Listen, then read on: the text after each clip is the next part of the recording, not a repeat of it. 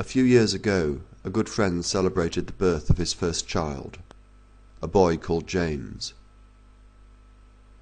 18 months later, I was with that friend when he received a call from his wife. She was at the hospital, where doctors had just discovered that James had a cancerous tumour.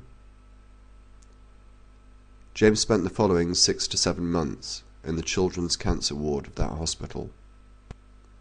I visited him there several times and witnessed the extraordinary care and treatment that he was receiving. He came out of hospital shortly before his second birthday, not because he was better, but because the doctors could do no more for him. I saw him 2 days before his second birthday. It was at a party to celebrate his birthday, a party that was brought forward 2 days, because it was uncertain how long he would live for. Despite the medication, he was clearly in discomfort. His withered body was covered with hideous tumours. I gave him a card. It had a picture of a sunflower on it. He held that card, almost like a comfort blanket, for the following days. 2 days after his second birthday, he died in his parents' arms, still clutching that card. I saw him again in an open coffin shortly before his cremation. Around him, in his coffin, were some of his favourite items, and my sunflower card.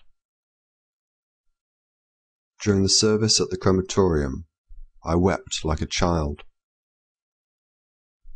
A few months later, with the support and approval of James's parents, I organised a charity event to raise money for the children's cancer ward of the hospital where he was cared for, in recognition of the wonderful work that they had done for James, and continue to do for others.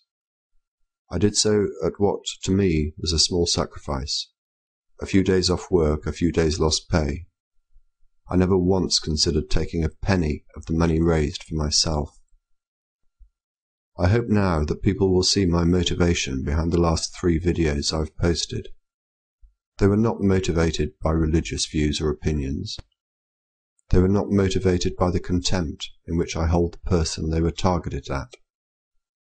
The videos were motivated by reason of the fact that I have seen at first hand the wonderful work that children's hospitals do, work that is for those involved at times traumatic and emotionally draining.